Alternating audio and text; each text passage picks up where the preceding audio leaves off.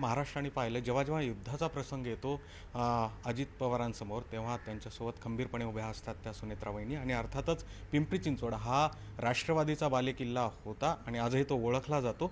मात्र एकूणच त्या आज प्रचारासाठी इकडे आलेल्या आहेत. त्यांच्याकडनं जाणून घेऊया. वहिनी, स्वागत आहे न्यूज 18 लोकमतमध्ये. खरं तर दादा खूप पोटतिडकीनं मागच्या काही सभांमध्ये सांगतायत की हे शहर वाचवायला हवं आहे. तुम्ही या शहराकडे कसं बघताय आणि दादांसाठी हे शहर काय आहे? खरं सांगायचं तर आपल्या सगळ्यांना पिंपरी चिंचवडकरांना माहिती आहे की पिंपरी चिंचवडवरती दादांचं अगदी स्वतःच्या पोटच्या पोराप्रमाणे प्रेम आहे.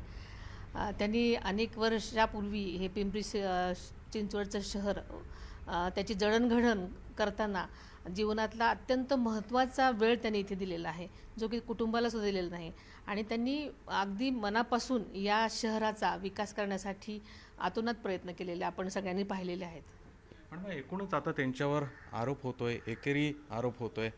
आणि हे सगळं पाहत असताना किंवा ज्या पद्धतीनं तुम्ही म्हणाला होता की या शहराची अवस्था आता अशी झालेली आहे, हे सगळं बघत असताना तुम्हाला आणि दादांना खेद होतो का? काय बोलतात ते? खरं तर अलीकडच्या मागच्या काही वर्षामध्ये जी या शहराची अवस्था झालेली आहे, एकंदर परिस्थिती झालेली आहे, हे सगळं बघून दादा अतिशय व्यथित होतात.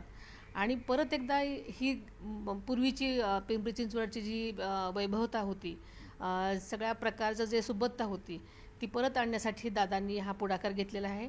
आणि आरोपाचं म्हणाल तर आपल्या सगळ्यांना माहिती आहे की जनता तर सुज्ञ आहे आणि जनताच याचं सगळं उत्तर देईल. पण एकंदरीत जर बघायला गेलं तर अजित पवारांनी हे शहरच घडवलं नाही, तर इथले अनेक शिलेदार जे आहेत त्यांना देखील उभं केलं, मोठमोठी पदं दिली आणि त्यांनाही अगदी घरच्यांसारखं सांभाळलं. आणि निवडणुकीच्या तोंडावर ही सगळी मंडळी जातात. याबद्दल तुम्हाला ते काही बोलतात का? किंवा राजकीय घरी काही बोलतात का या विषयात? किंवा तुम्ही म्हणजे अगदी सगळेच इथले जे पदाधिकारी आहेत त्यांना जवळून ओळखतात. दादांनी सांगितलं की ते त्यांच्या आर्थिक अडचणीमुळे तिकडे गेलेले आहेत, दादांनी याबद्दल बोलले. पण तुम्हाला तुम्ही सगळ्यांच्या संपर्कात असताना जेव्हा त्यांनी अशा पद्धतीने दादांना सोडलं, त्याचं काही खेद वाटतो? शेवटी आपण ज्यांना तयार करतो किंवा ज्यांना आपण पाठबळ देतो, त्यांनी काहीच गोष्टी केल्या तर आपल्याला नक्कीच खेद वाटतो. पण शेवटी त्या वेळेच्या त्या गोष्टी असतात. पण दादांना माहिती आहे की सगळ्यातून पुढे जायचं, आणि म्हणूनच दादांनी स्वतः या पिंपरी चिंचवडमध्ये आणि पुण्यामध्ये स्वतः येऊन परत ती जुनी घडी कशी बसेल यासाठी प्रयत्न करायला सुरुवात केलेली आहे जोमाने. कौटुंबिक सोहळ्यामध्ये आम्ही पवार कुटुंबीय एकत्र पाहिलेलेच आहेत. मात्र हे युद्धाचा प्रसंग आहे असं दिसतं आहे. दोन्ही राष्ट्रवादी एकत्र आले आहेत. अगदी नागरिकांमध्ये त्याचं स्वागतच होत आहे. पण तुम्ही या सगळ्याकडे किंवा विरोधक आता त्यावरही बोलायला लागलेले आहेत की सोयीस्कररित्या राजकारण केलं जातं आहे. मग ह्या दोघंही राष्ट्रवादी एकत्र आल्या, त्याचा फायदा नक्कीच या शहराला होईल का? काय वाटतंय? खरं तर बघायला गेलं तर सगळीकडेच अशा प्रकारच्या महाराष्ट्रामध्ये युत्या घड्या ह्या ह्याच्या निवडणुकीमध्ये झालेल्या आहेत सगळीकडेच. त्यामुळे इथेही अशा म्हणजे युती किंवा आघाडी झालेल्या आहेत. आणि तसं बघायला गेलं तर ज्या एक कुटुंबातली एक व्यक्ती म्हणून मलाही स्वतःला आनंदच आहे या सगळ्या गोष्टींचा. काही जनता आनंदी झालेली आहे आणि ह्याचा नक्कीच सगळ्यांनी ज्या युत्या आघाडी केल्या आहेत ते फायद्यासाठीच केलेल्या आहेत, त्याच्यामुळे नक्कीच फायदा होणार आहे. अर्थात.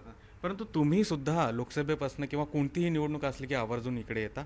या शहराची अवस्था तुम्हाला काय जाणवती? आता तुम्ही अगदी दादांबरोबर हे शहर उभं राहताना पाहिलंय, आणि मग या सगळ्या नागरिकांना काय सांगाल, खास करून जे आरोप करतायत त्यांना? खरं सांगायचं तर जी अवस्था झालेली आहे आणि जनता आता पेटून उठलेली आहे. कारण जनतेला जे भोगावं लागतंय, त्यामुळे जनताच ह्या सगळ्याचं उत्तर देणार आहे. अर्थात.